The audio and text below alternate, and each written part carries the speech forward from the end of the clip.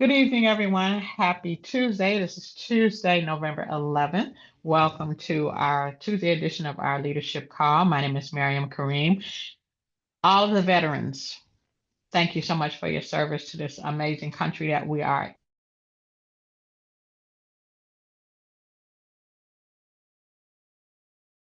For your service.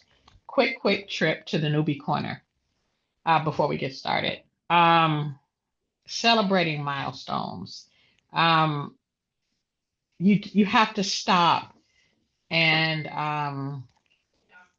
pause and just take a breath and thank yourself for not giving up on yourself to reach those milestones.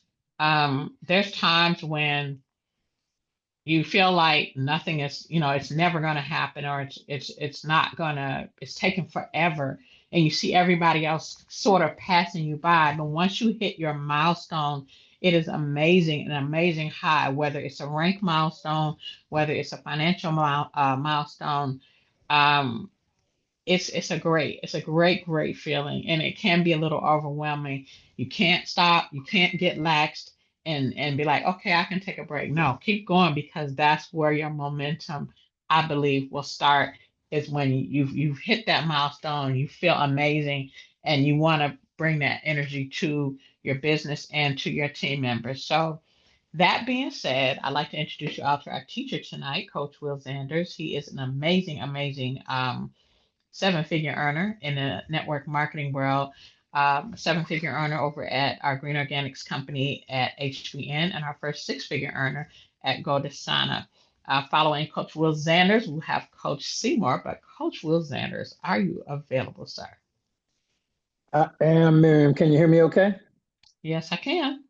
And before we even get started, I want to congratulate you on smashing through easy $10,000 in commissions.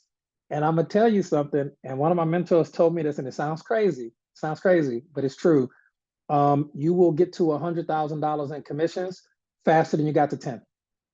I remember when I hit $10,000 in my first company, like it's over 10, 12 years ago at this point. I remember I was fired up. I was fired up. They had $1 million earnings company. I didn't care. I was excited. And he took time out to let me know on a call. He said, you are going to get to $100,000 faster than you got to 10. And it was, you won't even believe it. So congratulations. Keep doing exactly what you're doing. Keep taking it to another level mentally. We love seeing your growth. We appreciate you so much and everything that you provide for the team. And that's just gratitude. And I know I speak for everybody when I say that. So congratulations and thank you kindly. And also, I want a huge shout out to all of our veterans. Oh my gosh, my family's full of veterans, obviously, and our team is full of veterans, obviously. And the freedom that we have is 100% as a result of our veterans' efforts over the years. Has literally zero to do with the government. It is really up to our veterans putting their life on the line each and every year. And happy Veterans Day to all of our veterans. We love you and we appreciate you for sure. And being married to a veteran, special Veterans Day in our home here in Florida. So that being said, let's dive into a couple of quick announcements, and then we're going to bring up probably one of the everybody's favorite. Apparently now, I'm top liver apparently, but people send me messages from time to time. Now they know, they're just confirming that Coach Seymour is going to be talking tonight. So I'm like, okay, yes, he will be here shortly. We have it down. You know how we do about 60 days out from the event we have in Vegas. We have our three venues, and we are now selecting one of the three venues. I'm waiting on some emails from them. Y'all know the way the process works. Y'all have been here long enough. So we'll have an announcement for y'all about our Vegas venue very, very soon, within a day or two. What else we got? Some announcements, I'll save them to the end for some exciting things coming with the company, but I want to make sure this young man has enough time to share the message that's on his heart. Again, a veteran, Coach Seymour, a six-figure earner at multiple companies in the network marketing industry, an absolutely incredible gentleman. If you've ever had a chance to meet him in person or get trained by him in person, as we got to do in Dallas, Texas, a couple of months back, it's phenomenal. So that being said, let me stop blabbing and see if we can get this young man on the line. Coach Seymour, do we have you available, sir? Yes, sir. Can you hear me? There he is, the man with the plan. I will leave you to it, brother. And if we got some time at the end, let me know. If not, don't even worry about Okay, thank you for the introduction first off. And like some of my other brothers veterans on sisters on the call. Wish you a great Veterans Day today. I ain't gonna say great, but great, yes, for those that are still here with us. Um, I'm not gonna be long tonight because tonight it's gonna be a little bit different than the past few months that I've been going. So the teachings tonight is going to be a little bit serious. I'm going to try my best not to get too emotional. I know I'm going to because it's going to be deep. Some of the information I'm going to be giving you is going to also be pertaining to me. Um, as everybody knows, November is Men's Mental Health Month. Um, I'm gonna try, like I said, I'm gonna try to do this as quick as possible so we can get back to the fun part of it. Because, like I said, this part gonna be a little bit serious. So, guys, I want to say this before we get started. If you got your TV on, if you got music playing, get somewhere where you can basically listen and concentrate on what I'm gonna be bringing tonight because it's serious. It's very, very serious, especially for us men. So, with that said, I'm gonna go ahead and go off cam so I can get into what I got here for y'all tonight.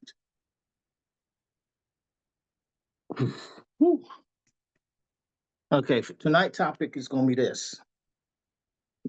The topic is going to be checked on your men. Ooh, I messed up. Where'd it go? Come on now. Okay, yeah, check on your men. It's a conversation that we don't have enough, and we sure don't have enough of these conversations. I'm going to be going over some different segments of this. And the first part I want to talk about is the weight that men carry in silence. And we carry a lot of it in silence. Have you ever noticed how men got this way of saying, anytime you ask us how we doing, it's very short. I'm good. And we even say that sometimes, or most of the times, when everything in our life is like it's like it's on fire. But we always good. I was gonna say I used to say this, but I caught myself saying it today when I got a call from a friend asking me if I was okay. And all I said was, I'm good.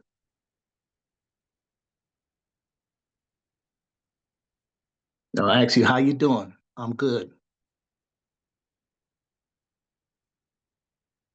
And I say this, I'm good, I'm solid, but deep inside, it wasn't solid. And it's not today, it's just how we handle it, things. Just holding it together for the people who needs to know that we're good. For example, our sons, our daughters, our team, our family. Because we don't want to let people know that we're not feeling great. And a lot of time it's because of the things that we were not taught. We were taught as men that if you cry, it shows a sign of weakness. And we got raised on this idea our entire lives. That being strong means you don't show nothing, you don't show emotion. Don't let them know that you're tired. Don't let them know that you're bleeding. Don't let them know you're feeling down. So we learn to smile even though we might be in pain. But to be honest, that kind of strength, it will break you slowly. It makes you numb. And when I say numb, I mean it makes you numb to your own needs sometimes. And before long, you stop checking on yourself. That's why I say what I'm going to say tonight. Because too many of us are gone before we even get a chance to be healed. Because we keep it inside. We wear that armor of wear. You know, we got that armor of wear that we keep on us. Because I know, babe, growing up, I watched men in my family work themselves to death. No therapy, No days off, no time to think. All they did was grind, grind, grind, just to survive and to provide. My father, and I say God rest his soul, he was one of those strong men that I ever knew. But he carried a lot of pain like it was part of his wardrobe. My dad never complained. He didn't explain why he was going through what he was going through. He just carried it. And when he finally sat down at night, sometimes when he got home from work, I could see it in his eyes. They would give that faraway stare. And we give that stare when we're tired of fighting battles. And sometimes those battles, we can't even name them. And guys, you know what kind of stare I'm talking about, where you just stare into nowhere. I became one of those guys to where I would just work, work, work, work, work, because that's all I saw my dad did for the family was work to take care to survive, to make sure that our family survived, to make sure that he was providing for the family.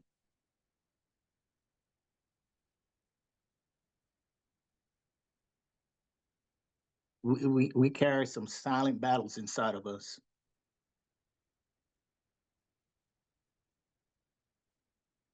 I remember one of my friends, and just for this, I'm gonna call him D for right now. And I'm telling you, D was one of the type of person that when you walked into a room, you lit that room up. People was always laughing. He was always telling jokes, always the first person to say, "Hey, bro, you straight?" And then one night I got a call from him, and he told me that he was tired. And I'm not talking about physically tired, but he was tired. It was the type of tired that not even sleep could fix it. And we talked for hours. And he said, "Seymour, people think that I'm happy because I'm always have everybody laughing. But when I go home, it's quiet. And that quiet gets to you." And that hit me because I knew what that quiet was because I went through it. I remember when my kids were taken and was gone, and I came home every day to that quiet home, every day. And it got to the point to one day I couldn't deal with it anymore. And I got in my car and I drove and I went and sat on the tracks around 2 something in the morning. And out of nowhere, about 3 o'clock, I got a phone call from a friend, a very close friend of mine. And she said to me, at first I was trying to figure out why was she calling me at this time of the morning. And she said to me, "Seymour, are you okay? I just had a bad dream that you got hurt." And I just started crying. And she said, "What's going on?" And I said, "I can't deal with it no more. I don't have my kids no more. I can't deal with it." And she said, "Where are you?" And I got quiet for a little bit. And then eventually I told her, I said, "I'm sitting on the tracks." She asked me where I was. Her husband came and got me. And they sat down, we talked. That was a hard, hard time. But the second time was when I lost my mom on Thanksgiving. And I had a different topic for tonight, but watching the news the other day and seeing that football player take his life because of losing winning about his mom, made me change my topic for tonight. Because I'm telling you, we go through it, we go through it in silence because we don't want people to think that we're weak. We don't want people to think that we're weak. The part that hurt me the most was that if you think about it, every man on this call right now, we go through that quiet room. We go to that quiet place. The worst part about it was that a week later, I got a phone call that Dia took his life. A week later, after we had that talk, that's the night that I try to promise myself not to start talking about it. Not just for me, but for everybody that going through this thing. For every brother who didn't make it to see tomorrow. Because nobody asks how we was really doing. Guys, we check our cars. We make sure that our cars are running right. We check our oils, but we don't check our souls.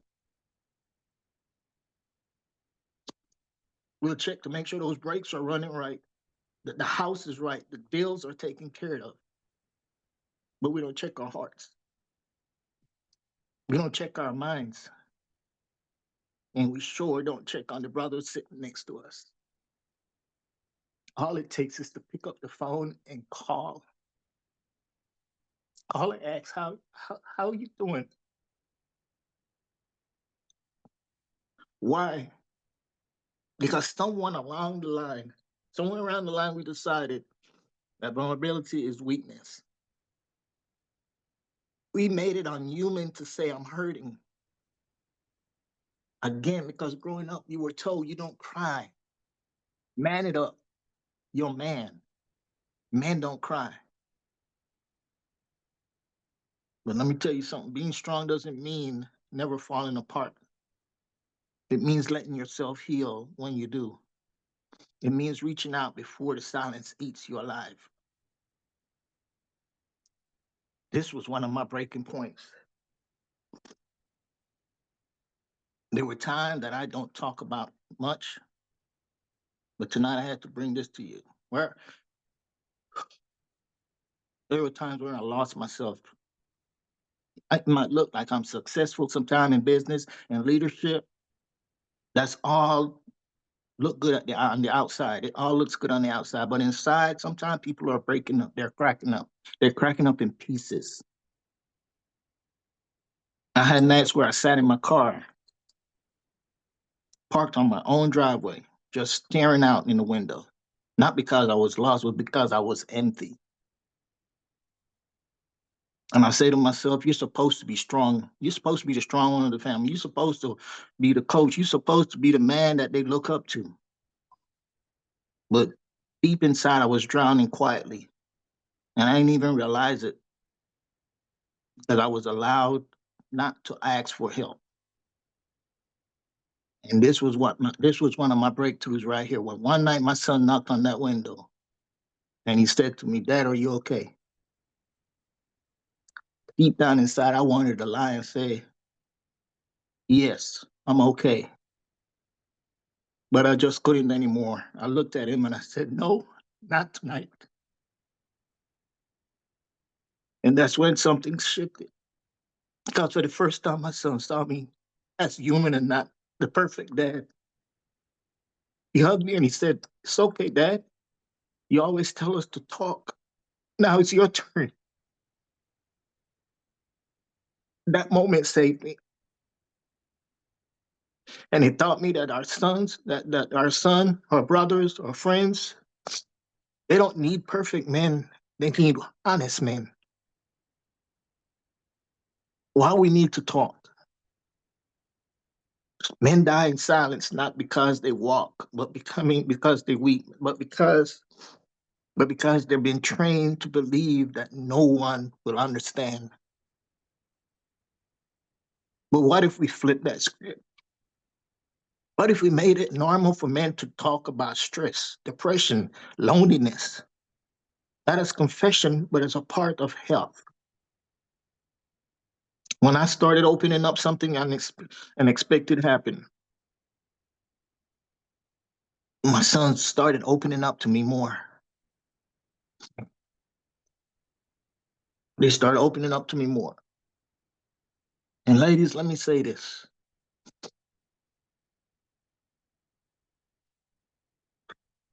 You're powerful in how you love, but sometimes you don't realize what man hides from you. When a man shut down, it's not always because he's cold. Sometimes it's because he's protecting you from what's breaking him. Sometimes he's ashamed of that he doesn't feel strong enough to fix it. So when you see that look in his eyes, don't just say, "What's wrong with you?" Say, "Let's talk. Talk to me. I'm here." You might be that first person to remind him that he's still human.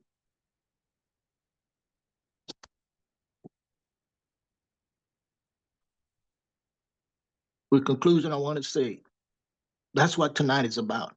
Men, mental health. Okay? It's not about blame, not about pity, but it's about awareness.